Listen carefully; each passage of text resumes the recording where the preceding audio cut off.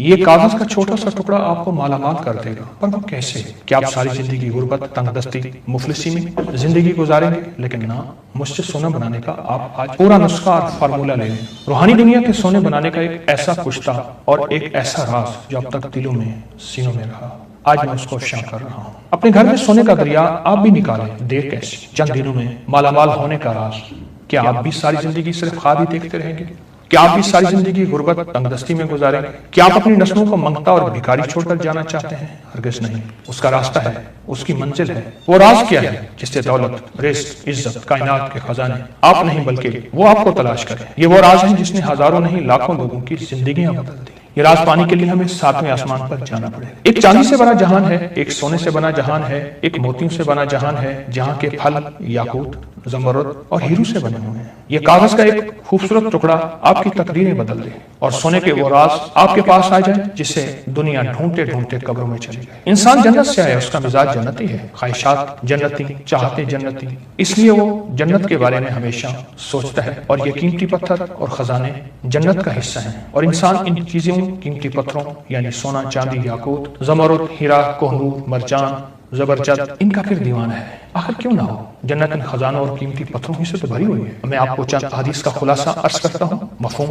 توجہ فرمائیں۔ جنت کی ایک اینٹ سونے کی، چاندی کی، گارا خوشبودار، اس کی مٹی سرخ زعفران سے بنی ہوئی، اور جنت میں پڑی کنکریاں موتی اور یاقوت ہوں گے۔ جنت میں اڑنے والا ایک گھوڑا جو سرخ یاقوت سے بنا ہوا ہوگا۔ جنت میں نہر کوثر کے کنارے یاقوت اور موتیوں سے بنے ہیں، اور جنت میں یاقوت سے بنی حوریں ہوں گی۔ جنت کے محل سبز رنگ کے زمرد اور موتیوں سے بنے ہوئے ہیں، اور جنت الفردوس کی چھت اللہ کا عرش ہے جو یاقوت سے بنا ہوا ہے۔ جنت سے 2 یاقوت ہماری دنیا میں بھیجے گئے، لیکن اللہ نے ان کی خوبصورتی کو کم کر دیا، ورنہ تو ان کی روشنی سے مشرق و مغرب دونوں روشن ہو جاتے۔ وہ دونوں یاقوت، قیمتی پتھر، ایک ہجر اسود اور ایک مقام ابراہیم ہے۔ انسان جنت کا باسی ہے، اس لیے ہمیشہ ان چیزوں کی تلاش میں رہتا ہے۔ آپ تاریخ اٹھا کے دیکھیں، ان قیمتی پتھروں کے پیچھے کتنی جنگیں ہوئی، قتل و غارت ہوئی، شہر برباد ہوئے، ملک برباد ہوئے، بچے یتیم ہوئے، عورتیں بیوہ ہوئیں، کھوپڑیوں کے مینار بنے ان خزانوں اور قیمتی پتھروں کے لیے۔ قیامت میں ایک ایسی جنگ کی پیشن گوئی میرے آقا نے فرمائی جس کا مفہوم ہے کہ قیامت کے قریب دریائے فرات سے ایک سونے کا پہاڑ نکلے گا، دنیا کی قومیں لڑیں گی، ہر 1000 میں 999 مارے جائیں گے، ایک بچے گا۔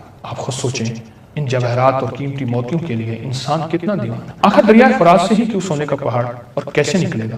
آج میں اس کا آپ کو راز بتاؤں گا۔ اگر آپ یہ بھی چاہتے ہیں کہ ان قیمتی جواہرات کے مالک بنے بغیر کسی جنگ، قتل و غارت کے، گھر بیٹھے ان قیمتی پتھروں کے مالک بن جائے، آپ کی نسلوں میں زمرد، یاقوت، ہیرے، جواہرات موجود ہوں، اور آپ کے بچے اس کے تاج پہنے اور کھیلیں، آئیں وہ راز بتا دوں، وہ دروازہ ہم مل جل کے کھول لیں جس سے گھر بیٹھے آپ مالا مال ہو جائیں، وہ قیمتی جواہرات آپ کے گھر آ جائیں۔ تو ایک روایت سناتا ہوں، مفہوم ہے۔ میرے آقا جب معراج پہ تشریف لے گئے تو چھٹے آسمان پر بیری کا ایک عظیم الشان درخت دیکھا جس کی جڑیں چھٹے اور شاخیں 7ویں آسمان پر تھی۔ آقا نے فرمایا جبریل نے مجھے بتایا سدرۃ المنتہا ہے، یعنی وہ درخت ہے، یہ مخلوق کے علم کی انتہا ہے، جو بھی نیچے سے آتا ہے یہیں سے وصول کرتا ہے، جو اوپر سے آتا ہے وہ یہیں سے وصول کرتا ہے۔ اس کے ارد گرد سونے کے پروانے اڑ رہے ہیں، جب اللہ کے حکم نے اسے ڈھانپا تو وہ درخت یاقوت، زمرد اور موتیوں میں تبدیل ہو گیا، اور اس میں ایسے رنگ نظر آنے لگے جس کو کوئی بھی نہیں جانتا۔ اس کے پھل ایسے ہیں جیسے مقام ہجر کے مٹکے، پتے ایسے ہیں جیسے ہاتھی کے کان، جڑ سے 4 نہریں نکلتی ہیں، 2 نہریں باطنی ہیں اور 2 زہری ہیں۔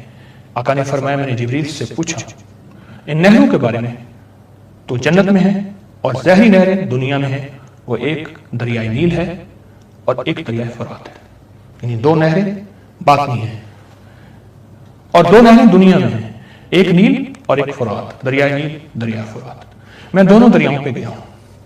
دریائے نیل جنت سدرۃ المنتہا سے نکل کر ہماری دنیا میں آ رہا ہے، اس لیے آج تک اس دریا کی بنیاد کوئی تلاش نہ کر سکے گا، اور دریائے فرات بھی اس سدرۃ المنتہا سے نکل کر دنیا سے آیا ہے، اور قرب قیامت میں سونے کا پہاڑ نکلے گا۔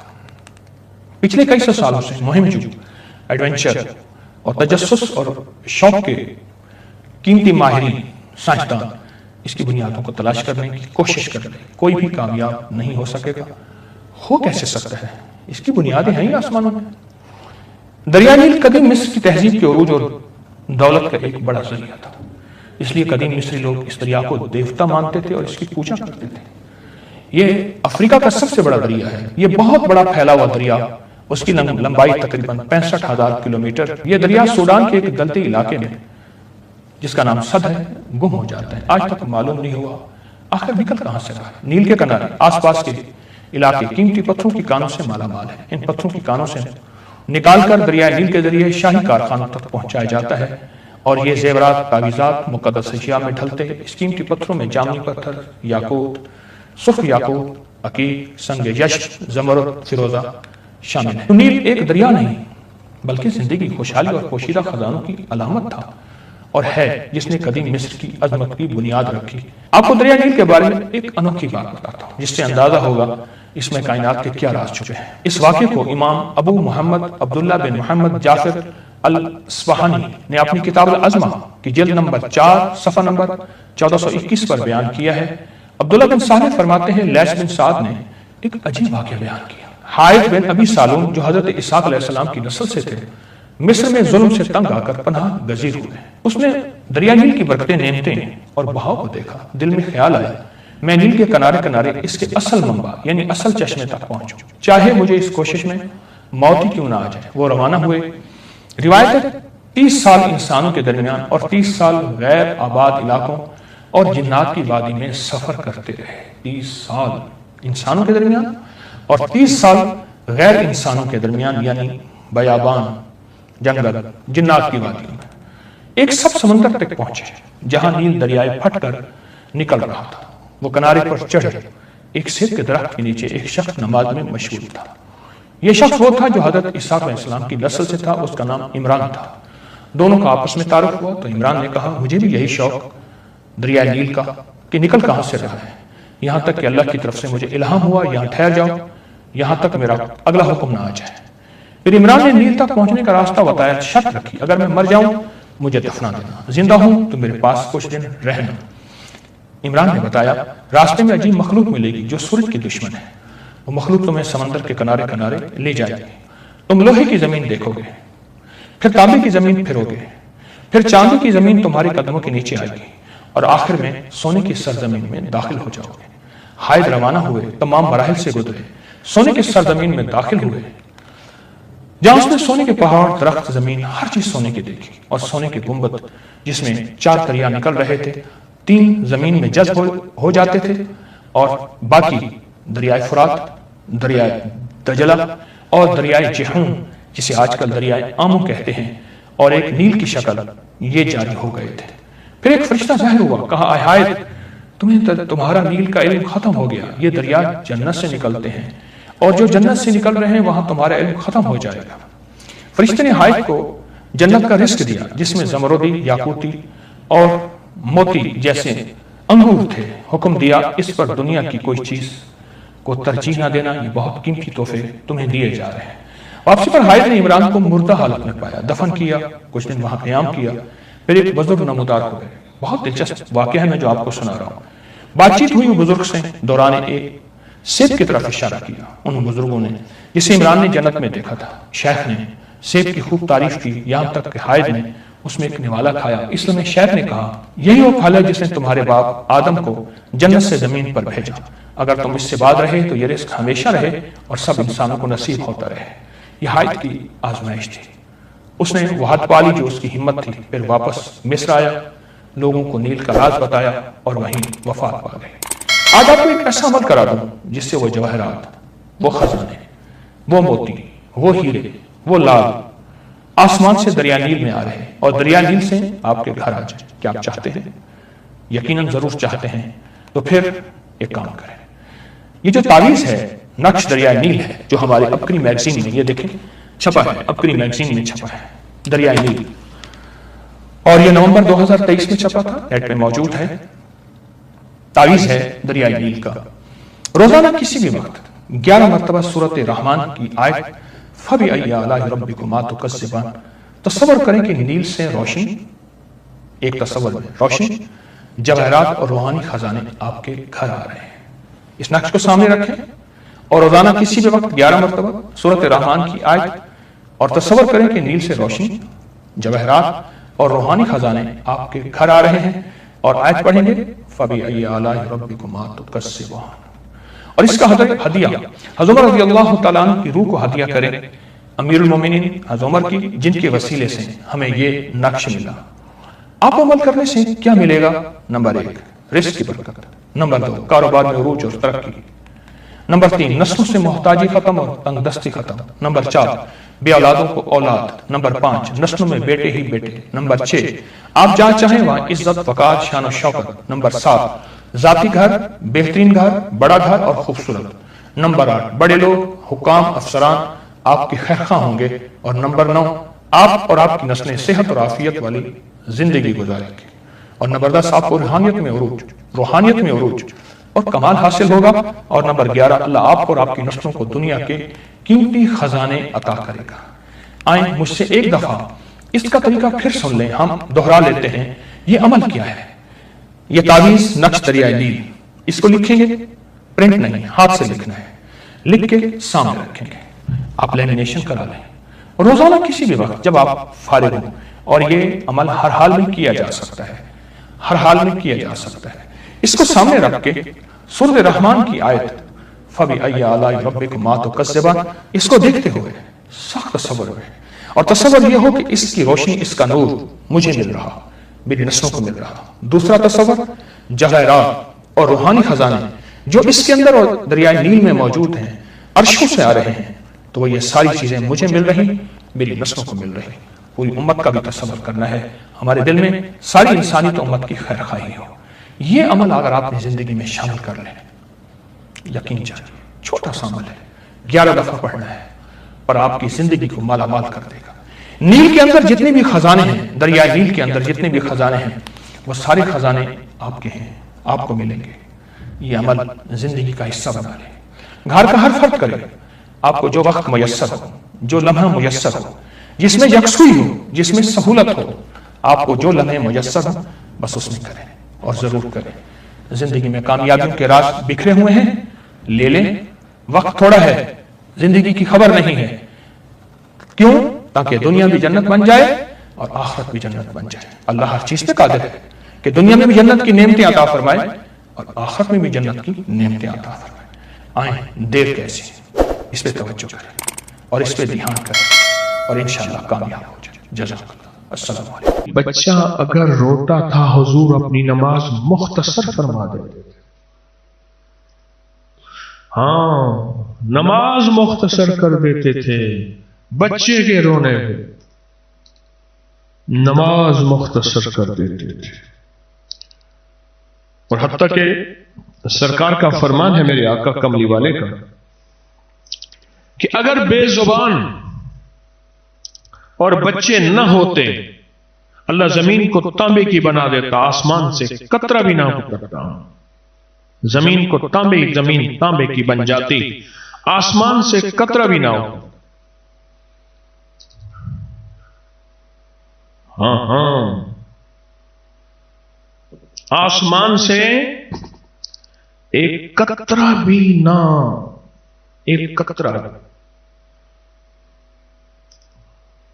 خود سوچیں، یہ چھوٹے چھوٹے ایک کرسی والے بندے کو ادھر گھننا ہو، نہیں یہ پاسے گھننا ہو، کرسی سودا، کرسی بھی گھننا ہوتی، بندے کو نہیں گھننا۔ کیا عجیب، میں آپ کو بات بتا رہا ہوں، سنیں غور سے، میری طرف دیکھیں، پھر سنیں۔ دو بندے، ایک بچے اور ایک بے زبان، بچے اور بے زبان اگر نہ ہوتے تو اللہ پاک رزق بند کر دیتا، سب کچھ بند ہو جائے۔ آج کے بعد آپ بچوں کے ساتھ کیا معاملہ کریں گے بتائیں؟ وہ کرسی والے کو دیکھ دے اور میرے کو دیکھو،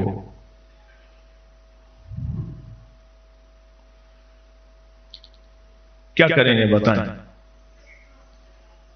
بولیں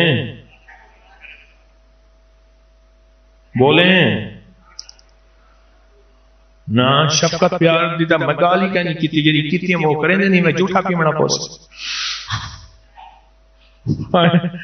وہ جھوٹا پی من وڈا ہاں دا کم ہے۔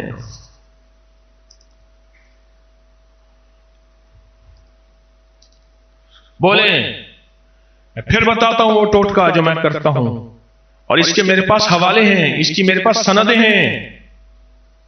مجھے ایک بندہ کہنے لگا کہ یہ کہاں لکھا ہوا ہے؟ میں نے کہا تو اکابر کو پڑھنا ہی چھوڑ گیا، اکابر کو پڑھ، پھر پڑھ، پھر پڑھ۔ ہمارے بڑوں نے ہمیں جو راہیں دی ہیں وہ خیر کی راہیں ہیں، عافیت کی راہیں ہیں، اور اس میں برکت کی راہیں ہمارے بڑوں نے جو دی ہیں۔ خواتین کا ایک بہت بڑا مجمع ہے میری بات کو سن رہا ہے، آپ حضرات بھی سن رہے ہیں، یقین جانیں۔ میں بچے کا جوٹھا پیتا ہوں، اس میں لعاب بھی ہوتا ہے، اس کی تھوکیں بھی ہوتی ہیں، کھانے کے ذرے بھی ہوتے ہیں، وہیں سے منہ لگاتا ہوں کہ مولا اس سے بڑا معصوم کوئی نہیں۔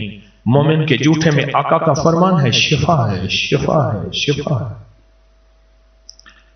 کوئی بھی مسئلہ ہو، پریشانی ہو، تکلیف ہو، مشکل ہو، بچے کا جوٹھا پیئے۔ بڑوں اور بزرگوں کا جوٹھا شفا ہے، برکت ہے، اس میں انکار نہیں، لیکن بچوں کے جوٹھے کا عمومی تذکرہ نہیں۔ میں اس لیے اس کا تذکرہ کر رہا ہوں، عمومی تذکرہ نہیں، کہ بچوں کے جوٹھے کا عمومی تذکرہ نہیں، عمومی تذکرہ نہیں۔ اور دوسرا میں نے عرض کیا کہ بچوں کو سیدھے سے لگایا کریں، نسبتیں منتقل ہوتی ہیں۔ شاہ الیاس رحمت اللہ علیہ آخری لمحے میں اپنے بیٹے یوسف رحمت اللہ علیہ، آجا بیٹا یوسف ہم چلے، سینے سے سینہ لگایا، بہت دیر تک روتے رہے، رخصت ہو گئے۔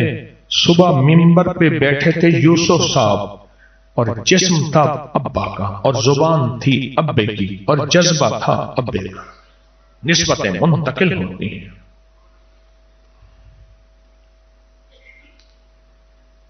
بچے کو میں ایک گدرڑی حویلی ہے نا، حویلی کے سامنے ایک گاؤں ہے، بستی ہے، محبت پر نواب محبت خان تھا، ریاست بھاولپور کا، اس کا نام محبت خان تھا۔ تو اس نے 100 روپے دیا، پیر صاحب کے میں ساتھ تھا، پیر صاحب دعا کریں، غربت بہت ہے۔ ایک دعا مجھے ملا، میں کوئی کتی بال ہیں تیرے، غریب کے بال بہت سارے ہونے ہیں، میں کہ کتی بال ہیں، کتی بال ہیں، میں کہ روپے دیا ٹکیاں ہیں، ٹافیاں، روپے کی اس وقت ٹافیاں بہت ساری مل جاتی تھی۔ بچوں کو بٹھا سامنے، جو دل میں دعا آتی ہے نا، وہ الفاظ ہیں، اللہ سے مانگ، اور بچوں کو کہے وہ آمین کہیں۔ بچوں کی غفلت کی آمین بھی قبول ہے، کیوں؟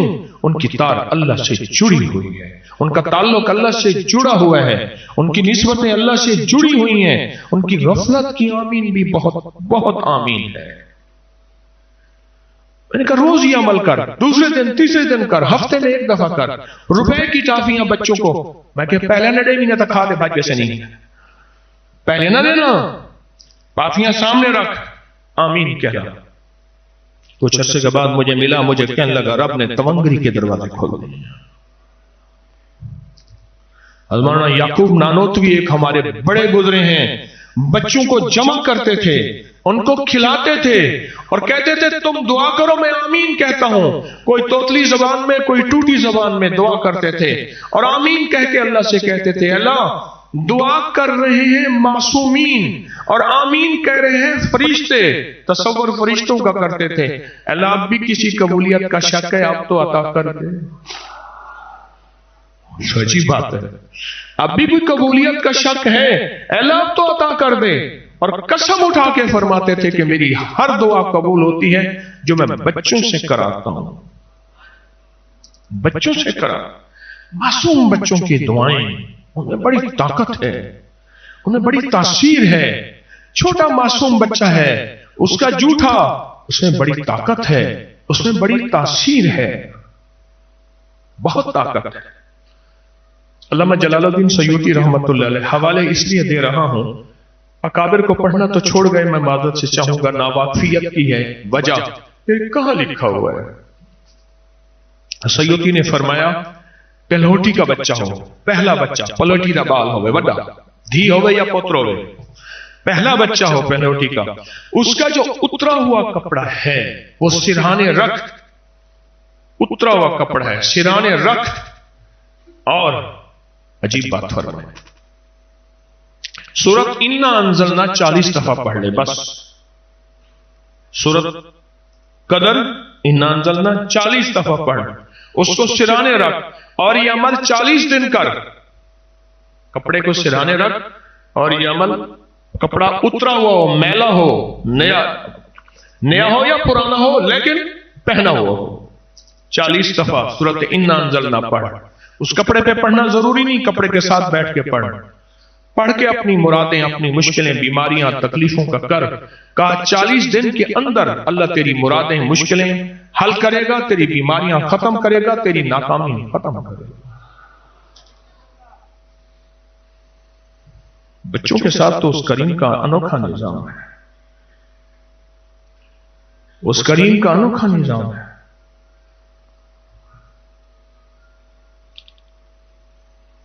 بے زبان، میں نے عرض کیا نا حدیث کا فرمان، میں ایک حدیث کے 2 حصے بیان کر رہا ہوں۔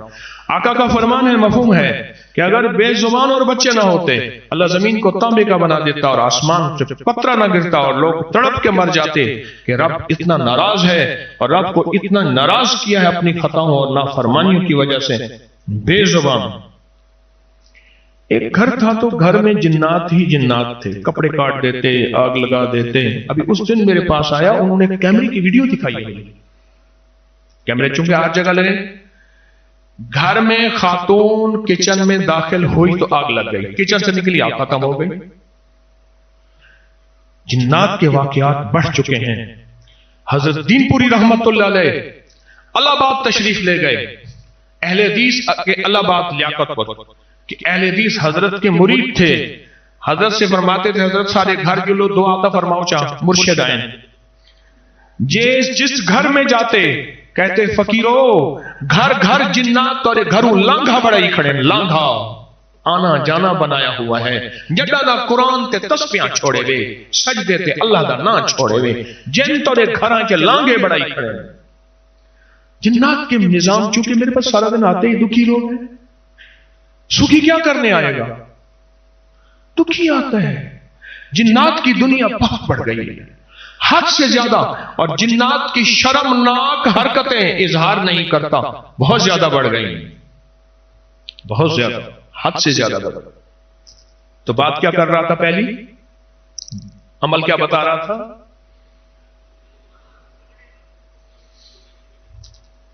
جنات کی کارستانیاں بہت بڑھ گئی ہیں۔ تو میرے پاس ایک صاحب آئے، ان کے گھر میں جنات جی میں کہنا جی چھیڑ چھڑی کھڑی ہے۔ میں نے کہا منہ کھاوے تے آپ شرماوے، جو ہڈیاں کھا، بکری کی گوشت ہے، مرغی کا گوشت ہے، جو بھی ہے، ان ہڈیوں کو صاف جگہ رکھ۔ آقا کا فرمان ہے، پھر سے اللہ ان ہڈیوں کو رزق لگاتے ہیں اور جنات کھاتے ہیں، حدیث میں موجود ہے، صحیح حدیث ہے۔ اور یہ کہے جنات کو کہ یہ میری طرف سے آپ کو ہدیہ ہے۔ میں نے انہیں 2 چیزیں بتائیں، اگلی چیز بھی ایک بتاتا ہوں۔ ہڈیاں ہم پھینک دیتے ہیں، ہڈیوں کا کوئی خیال نہیں رکھتے۔ میں نے ان سے کہا ہڈیوں کو اپنے ساتھ صاف جگہوں پہ رکھ، کہیں بھی۔ بظاہر بلیاں، کتے، کوے، جانور کھاتے نظر آئیں گے، رب سچا، رب کا حبیب سچا، رب کے حبیب کا فرمان سچا کہ اللہ ان ہڈیوں پہ پھر سے خوراک لگاتے ہیں اور وہ جنات کی غذا ہوتی ہے۔ میں نے ان کے یہ عمل بتایا، اور ایک عمل اور کیا بتایا، وہ عمل بڑا عجیب ہے۔ میں نے کہا سارا دن جنات کو سلام کر، السلام علیکم ورحمۃ اللہ وبرکاتہ۔ اب نظر آتے نہیں، گھر میں سارا دن ان کی نیت کر کے سلام کر۔ تھک گئے، اک گئے جن، آخر خوابوں میں آ کے کہنے لگے ہم آپ کو ذلیل خوار کرتے ہیں، ہم آپ کا نقصان کرتے ہیں، کیا کریں، ایک عامل نے ہمیں آپ کے پاس بھیجا ہوا ہے، ہم اسی کے قابو میں ہیں، اور آپ ہمیں کھلاتے بھی ہیں، ہم پہ سلامتیاں بھیجتے ہیں۔ سلام سے مراد سلامتی ہو، جات تجھ پہ رحمتیں ہوں، سلام سے مراد جات تجھ پہ برکتیں ہوں، سلام سے مراد تیرے اوپر بجلیاں نہ گریں، سلام سے مراد حادثے نہ ہوں، سلام سے مراد ناکامیاں نہ ہوں، سلام سے مراد تیرے گھر میں جھگڑے نہ ہوں، سلام سے مراد تیری فصلیں سلامت، سلام سے مراد تیرا جسم سلامت، سلام سے مراد تیری نسلیں سلامت، اور سلام سے مراد تیری نسلیں منگتی نہ ہوں، بھکاری نہ ہوں، محتاج نہ ہوں، سائل نہ ہوں، مفلس نہ ہوں۔ بے بہا مفہوم ہے اللہ کا نام یا سلام ہو، یہ السلام سلام، السلام المؤمن المحیمن العزیز الجبار المتکبر، ان کو سلام کر۔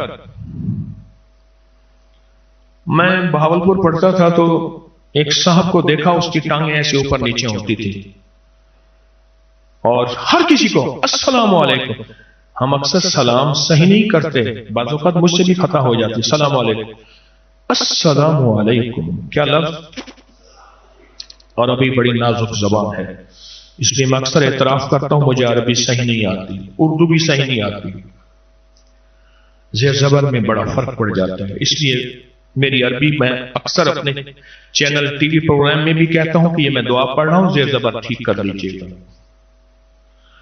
وہ سلام کرتا تھا، ہر وقت سلام کرتا۔ کچھ عرصے کے بعد میں نے ایک دم اس سے پوچھا آپ سلام کیوں کرتے ہیں، یہ ٹانگیں کیا ہیں آپ؟ کہنے لگا میرے اوپر سے ٹرک گزر گیا تھا، ٹانگیں چورا چورا ہو گئی۔ جب میں ہوش میں آیا تو انہوں نے کہا دستخط کر تیری ٹانگیں کاٹنی۔ میں اپنی زندگی میں ٹانگیں نہیں کٹوا سکتا۔ انہوں نے کہا ساری عمر یہ ٹانگیں تیرے جسم کا میت بنیں گی، کچھ نہیں ہوگا، بے حس ہیں، گھسیٹتا پھرے گا، مصنوعی ٹانگیں لگ جائیں گے۔ انہوں نے کہا میں نہیں کرتا۔ آخر میں گھر آ گیا، چونٹی کاٹے مجھے پتہ نہ، مکھی بیٹھے مجھے پتہ نہ، پیشاب حاجت مجھے پتہ نہ۔ کچھ عرصے کے بعد ایک سیانا آیا، اس نے کہا ایسا کر ویل چیئر میں بیٹھ کے دروازے بیٹھ کے جو گزرے نا اس کو سلام کر، کیا پتہ جواب دینے والا ولی ہے، کتب ہے، غوث ہے، کلندر ہے، نقیب ہے، نجیب ہے، ابرار ہے یا خضر ہے، واللہ اعلم۔ کیونکہ جب وہ جواب دے گا نا جا تجھ پہ سلامتی ہو، وعلیکم السلام، جا تجھ پہ سلامتی ہو، تو اس کی سلامتی کیا ہوگی؟ اسی سلامتی میں تیرے سارے کام بن جائیں گے، تیرا گھر پورا تیرے سی سلامتی میں تیرے سارے کام بن جائیں گے۔ کہا کہ میں نے کیا کیا، اس کی بات دل کو لگی، میں دروازے میں بیٹھ کے نہ سلام کرنا شروع کر دیا۔ پھر کچھ عرصے بعد خیال ہوا گلی میں لوگ تھوڑے گزرتے ہیں، ساتھ چوک ہے، چوک میں زیادہ ویل چیئر وہاں رکھوا دی، جو گزرتا تھا السلام علیکم، جواب دے نہ دے، واقف ہو نہ ہو، کہتا ہے کہ میرے سلام کا جواب کہنا دیتا ہے کہ کیوں کرا، ہاں بول گئی تم تو اللہ دی رضا دی خاطر سلام کر، دیکھو رب کعبہ دی قسم فرشتے جواب دے سے نہیں۔ لگے میں سلام کرتا رہا، کچھ ہی عرصے کے بعد میں نے محسوس کیا کہ چونٹی کا احساس ہوا ہے، مکھی کا احساس ہوا ہے، میں نے کہا کام بن گیا۔ اور حتیٰ کہ آہستہ آہستہ بیساکھیاں واک کرتے کرتے میں نے کہا اب سلام نہیں چھوڑنا۔ جنید بغدادی رحمت اللہ علیہ کے ہاتھ میں تسبیح تھی، کہنے لگے حضرت اتنا مقام پا لیا اب بھی تسبیح، پر میں جس تسبیح سے مقام پایا پھر وہ چھوڑ دوں؟ کہنے لگے میں نے سلام اب بھی نہیں چھوڑا، جس سلام کی وجہ سے اتنا مقام پایا، اتنا درجہ پایا، یعنی صحت تندرستی اور چلنا پایا، پھر میں سلام چھوڑ دوں؟ اس لیے آج ہر کسی کو کہتا ہوں السلام علیکم، ہر بندے کو سلام کرتے تھے، اور وہ بندہ تیز چلتا تھا، الٹی سیدھی ایسے ٹانگیں ہوتی تھی چھوٹی بڑی، تیز چلتا تھا۔ اس سلام کی برکت سے چلنا ملا۔ تو میں واقعہ بیان کر رہا تھا، ایک میں نے کہا ہڈیاں رکھے جو کھاتے ہیں، اب آپ واقعہ کو سمجھ رہے ہیں، یہ واقعہ سے واقعہ نکلا تھا۔ ایک ان کو سلام کریں، اللہ کا جو لفظ ہے یا سلام ہے نا، ایک بزرگ بتاتے تھے، بہت بڑی ہستی تھی، فرماتے تھے جس گھر میں جھگڑے ہوں، لڑائیاں ہوں، جس گھر میں بے سکونی ہو، پریشانی ہو، جس گھر میں رزق نہ ہو، روٹی نہ ہو، اس گھر میں اللہ کے نام سلام کو لے آؤ، اس گھر میں دیکھو تونگری کے دروازے کھلیں گے، آپ کو میں ایک کنزُل اموال کی ایک حدیث سناتا ہوں. آقا کا فرمان ہے، جو بندہ، حدیث کا فرمان ہے حضور کا، ایک سائل آیا کہ یا رسول اللہ صلی اللہ علیہ وسلم، غربت تنگ دستی کی بہت زیادہ اس نے حالات سنائے. میرے حضور نے فرمایا جب گھر میں داخل ہو سلام کر، سورۃ قل ہو اللہ پڑھ، بس السلام علیکم، سلام اور ایک دفعہ سورۃ قل ہو اللہ. یہ ہر حالت میں پڑھ سکتے ہیں، زبان پاک ہے. کچھ عرصے کے بعد وہ بندہ واپس آیا کہ یا رسول اللہ، اب تو اللہ نے اتنا دیا ہے کہ پڑوسی بھی کھاتے ہیں. مدینہ منورہ میں ایک درویش کے ہاں بیٹھا تھا، اکثر بیٹھتا ہوں. سعودی عرب کا بڑا نوٹ 500 ریال ہے، بہترین لباس پہنتے ہیں، جو آتا تھا چپ کر کے ایسے نوٹ نکالا اور ایسے مٹھی میں دے دیتے تھے. مجھ سے کہنے لگے آپ کے ہاں وہ 70 شفائیں ہیں، دوائیں بہت اچھی، وہ لیتے آئیے گا. مکی صاحب فرمانے لگے کہ میں منہ میں رکھتا ہوں تو بڑے گلا صاف ہوتا ہے، بڑی اچھی تقریر کرتا ہوں، تو وہ لیتے ہیں. مجھ سے فرمانے لگے آپ لائے ہیں؟ ہاں. میں کہا میں کل لاؤں گا. نہیں بھائی ابھی چل کے لیتے ہیں. ہوٹل سامنے تھا تو میں میرے ساتھ چلے گئے عشاء کے بعد. جب کمرے میں داخل ہوئے نا، احق لفظ میں نے سنا. اچھا، میں نے کہا آپ کی دولت کا راز کا اب پتہ چلا. کہنے لگے کیسے؟ میں نے کہا آپ نے سلام کیا تو اللہ پڑی، ہاتھ پہ ہاتھ مارا زور سے، ایسے ہنس پڑے اور پھر عجیب بات بتائی. کہنے لگا ہمارے بڑوں کے ہاں غربت اتنی تھی، سبزی منڈی میں گری ہوئی سبزیاں، گلی ہوئی سبزیاں، گلی ہوئی چیزیں لاتے تھے، ان کو کاٹ کے صاف کر کے، بعض اوقات نمک مرچ بھی نہیں ہوتی تھی، ابال کے کھا لیتے تھے.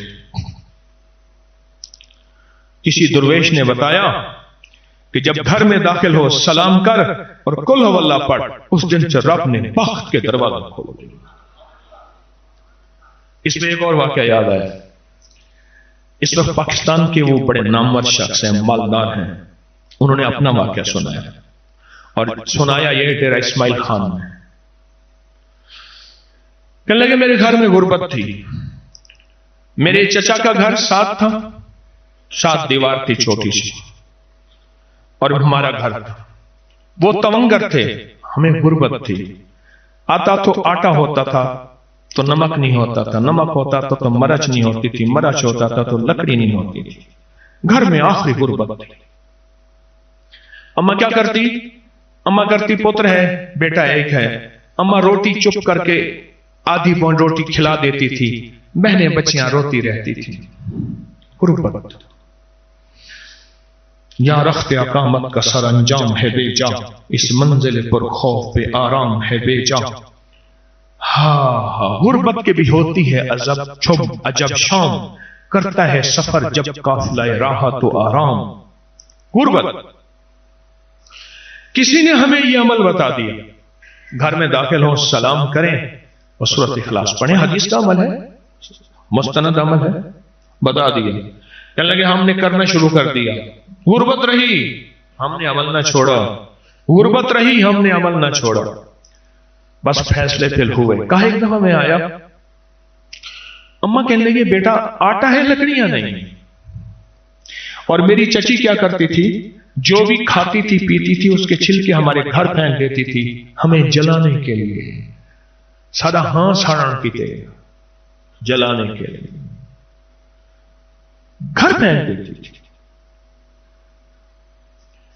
کہا کہ اماں کہنے لگی بیٹا آٹا ہے لکڑیاں نہیں ہے. تھوڑی دیر ہوئی، پہلے نا اونٹ آتے تھے لکڑیوں کے، اٹھا دی لا ڈالی آئی اور لکڑیاں لاتے تھے.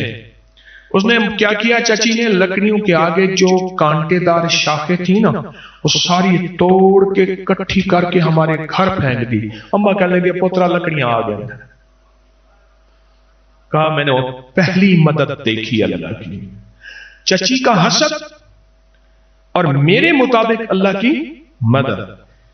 اماں نے لکڑیاں پکا، اس کو جلا کے نا اماں نے مجھے روٹی پکا دی. میں نے ایک روٹی کھا لی. بس اس کے بعد فتوحات اور تمنگری کے دروازے کھلنے لگے، برکت کے دروازے. وہ شخص کراچی میں رہتا ہے اس وقت، جو نئے ماڈل کی گاڑی ہوتی ہے اس کی پہلے بک ہوتی ہے. आमाल की बरकत है, आमाल नबवी में जिंदगी और दुनिया आखिरत की खैरें हैं। आमाल के अंदर एक और चीज भी है, जरा मैं गौर से कहूंगा, सुनना। आमाल के अंदर आमाल भी है, आमाल, हम समझ आइए,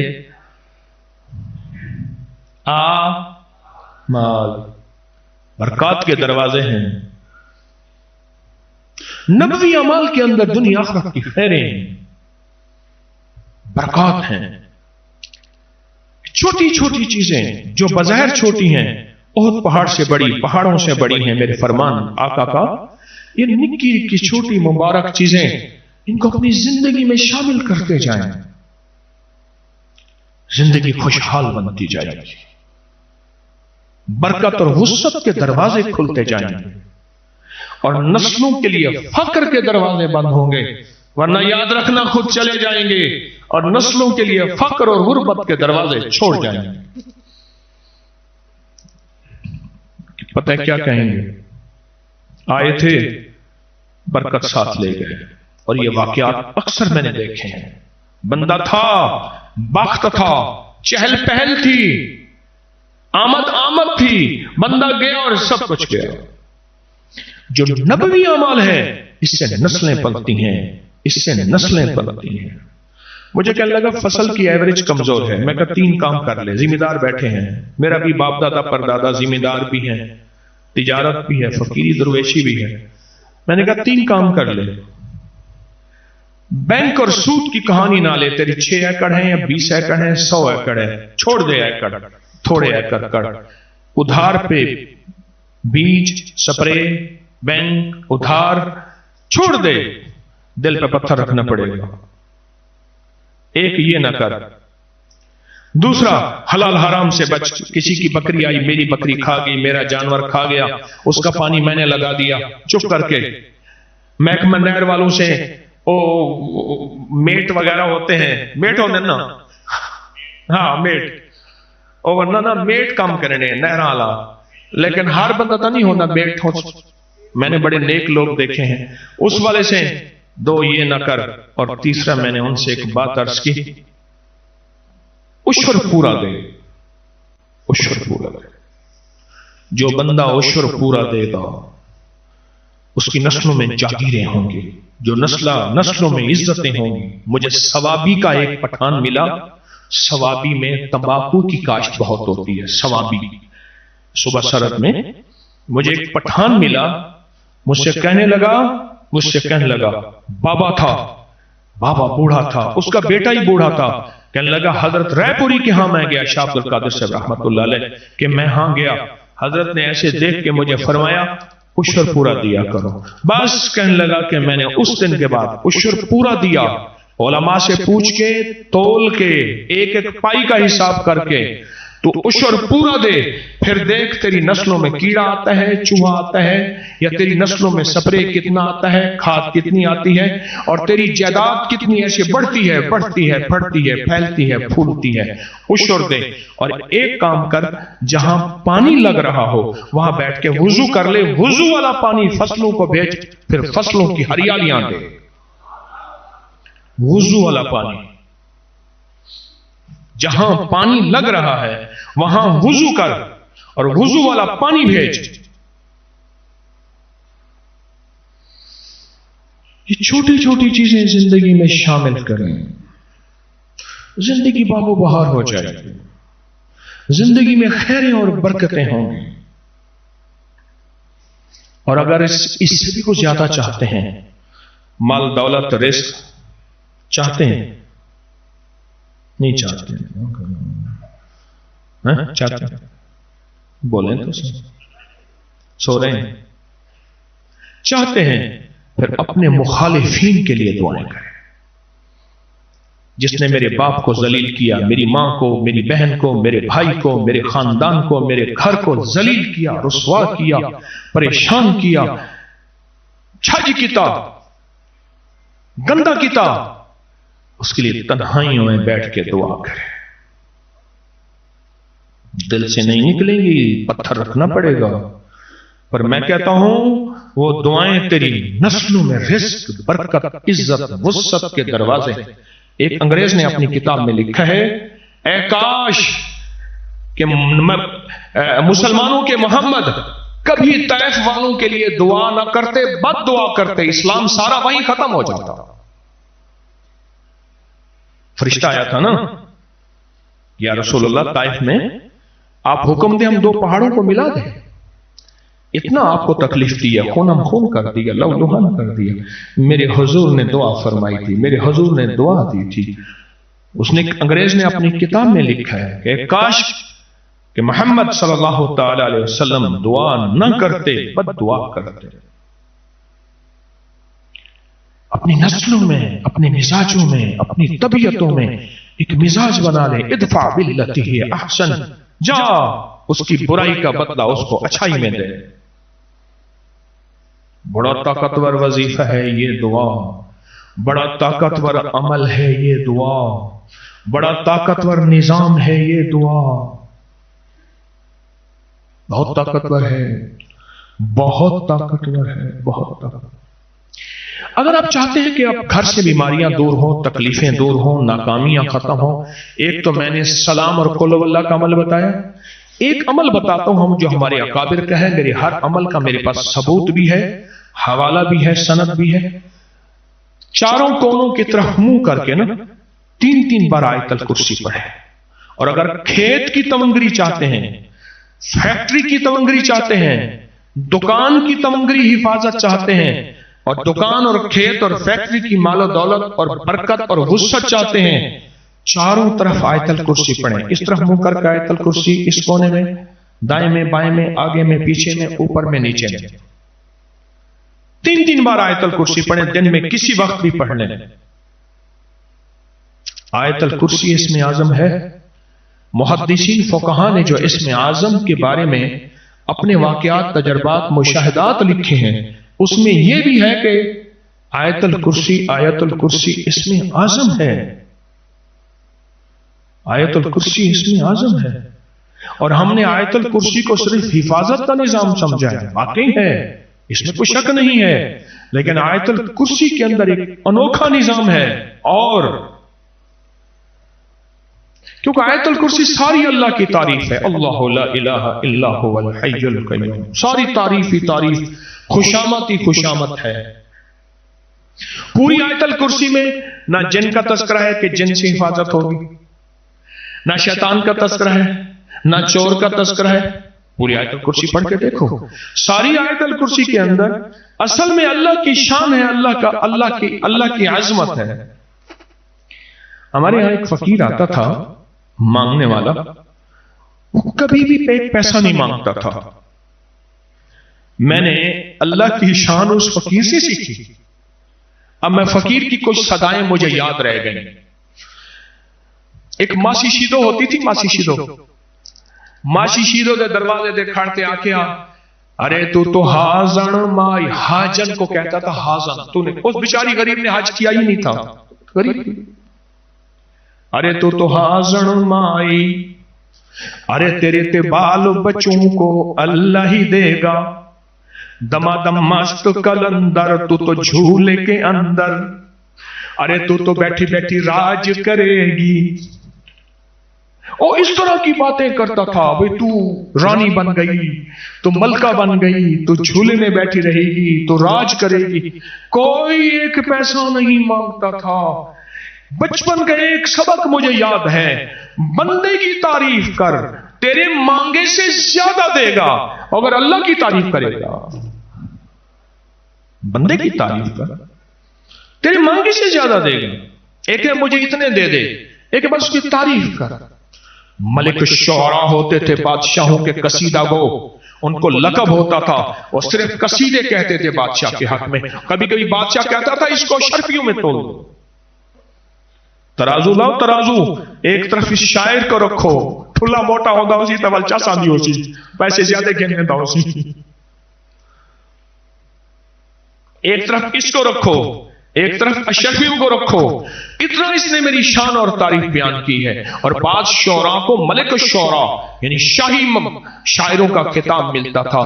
جھوٹی سچی تعریفیں کرتے تھے، جس اللہ کی تعریف سچی، وہی سچی، نبی علیہ السلام سچے، جبریل سچے، ان کی تعریف کریں گے۔ سوچو اللہ کی مدد، اللہ کی نصرت، اللہ کی عطا، رزق کے دروازے، وسعت کے دروازے، یہ چاروں کونوں کو جمع کریں گے، بلائیں آفات ٹلتی ہیں۔ اس نے فرمایا جب مرغ بانگ دے نا، مسنون دعا ہے، اللہم انی اسألک من فضلک، یہ مسجد میں داخل ہونے کی ہے یا نکلنے کی ہے یہ دعا؟ داخل ہونے کی ہے نکلنے کی ہے؟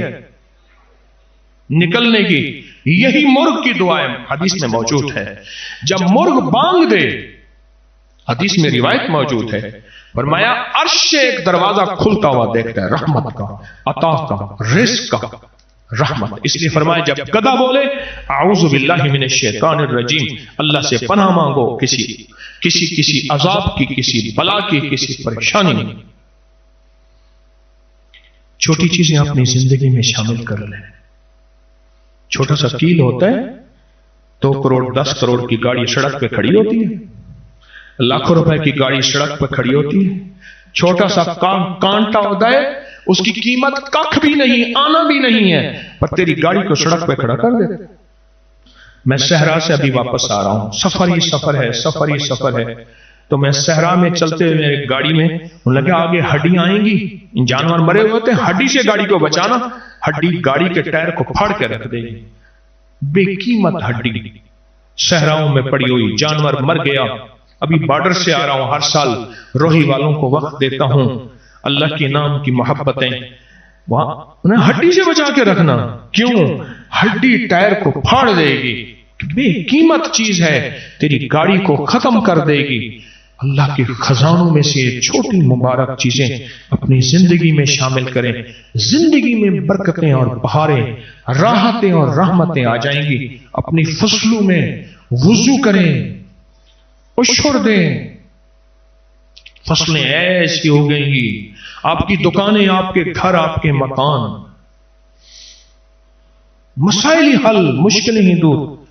اب میں خواتین کو ایک عمل بتاتا ہوں اور آپ کو بھی ایک عمل بتاتا ہوں۔ اب خواتین گھر سے نہیں نکلتی زیادہ، اب گھر کے اندر نکل کے جائیں تو سلام اور قل واللہ پڑھیں۔ اس کا طریقہ یہ ہے، ایک کمرے سے نکل کر دوسرے کمرے میں جائیں، دل میں سلام کریں، دل میں قل واللہ پڑھ لیں، سوائے لیٹرین کے، بیت الخلا کے، ایک حال سے دوسرے کمرے میں، 2 کمرے ہیں، ایک صحن سے کمرے میں۔ میں نے کئی لوگوں کو یہ عمل بتایا، ان کے گھر میں بخت اور تمنگری کی بارش ہو رہی ہے۔ ایک عمل ہے چھوٹا سا مبارک، سلام قل واللہ، سلام قل واللہ، ایک مبارک عمل ہے عمل چھوٹا سا، اس کو اپنی زندگی میں شامل کر لیں، اپنی زندگی میں شامل کر لیں۔ اور دوسرا، اگر صحت چاہتے ہیں نا لاجواب، جس کو دیکھیں کہیں گے جنتی ہے، جنتی ہے، وہ دنیا کے سارے عیبوں کا وہ جنتی ہے، اس کے عیبوں پہ نظر نہ ہو۔ ہمارے ہاں لاہور میں عابد مارکیٹ ہے، جہاں فریجوں ایسیوں کی مارکیٹ، ٹیمپل روڈ ہے۔ ہمارے ایک دوست ہیں، وہ کہنے لگے کہ ایک ہیروئنی تھا، ہیروئنی، اور پیشاب پخانے میں لتھڑا ہوا تھا، مختلف ایمبولینسوں کو کالیں کی، کوئی نہیں اٹھاتا تھا، رکشے میں اٹھا کے ساتھ گنگا رام ہسپتال ہے وہاں لے گیا، جا لٹایا نا، وہاں جا کے کہا میرے سامنے اس نے کلمہ پڑھا، فوت ہو گیا۔ کس کے بارے میں کیا فیصلہ کر سکتے ہیں؟ قلعہ ڈراور تو آپ جانتے ہیں نا، مرادوہا نا مراد حسین ہا، مرادوہا ڈراور چوال دیر نوابان بیٹھا، کبوتر باز بھی ہا اور پیلا پلاندہ بھی ہا، دنیا دے سارے شوقان ہونے کو۔ ماہ رمضان دا آخری شب جمعہ، آخری جمعرات، جمعۃ الوداع، تائیں میں کو مل دعوت ہے، السلام علیکم، میں کل مرویسا میرے جنازے چوائے، دیکھوں وہاں کہ بھئی مراد ہوا کبوتر بازا، وال کیا کرے نا ظالم، بے دے کبوتروں کو زہر دیوانے دا، کہیں طرح انہیں نہ اڑیں میرے اڑیں، وہ کو کبوتروں نال عشق آکھے جنہیں میرے کبوتر ہیں، اے سارے کبوتر ویچ دے، میرے کفن دفن تے آیاں کو تل پھول کھوائے چاول کوئی جو میرے کبوتر بیچتے کہیں دے قرضے نہ چوائے کہ کبوتر بیچتے انہی قبر بھی کفن بھی سب کچھ ہو کر آئے چاہ رات کو پتہ نہیں مجھے روز اس کے غم میں یوں ہی ساری رات کرنا، کہیں چپ کے رونا، کہیں دل سے بات کرنا، پتہ نہیں راز کو اللہ سے کیا راز و نیاز کیا ہوگا، اور ایک وصیت کی میرا اعلان نہ کرنا کہ مرادو مر گیا ہے، کوئی نہیں آئے گا، میں اتنا گندہ ہوں، کہنا کوئی پردیسی مر گیا ہے، اور میرا جنازہ جمعے کے بعد رکھنا، رمضان میں جمعے کی مسجدیں بھری ہوئی ہوتی ہیں، صبح مر گئے، اعلان ہوا کہ ایک پردیسی ہے، جمعے کے بعد اس کا جنازہ ہوگا، دنیا ٹوٹ پڑی، جنازے کے بعد پوچھا کون مرا، کہا مرادو مرا تھا، ساری زندگی کیسے گزری تو میں کیا فیصلے کر سکتے ہیں، یہ جہنمی ہے، یہ خبیث ہے، یہ خنزیر ہے، یہ مردود ہے، یہ کافر ہے، میں کیا فیصلے کر سکتے ہیں، اور خاص طور میں مجھ جیسا بندہ جس کی 4 بندوں میں شہرت ہو اور وہ کہے میں مخلص ہوں، نہیں، یہ موت بتائے گی کہ طارق 1 نمبر تھا یا 2 نمبر تھا، دکاندار تھا یا ایماندار تھا، یہ موت بتائے گی، اس سے پہلے مجھ جیسا بندہ مخلص ہونے کے دعوے کیسے کر سکتا ہے؟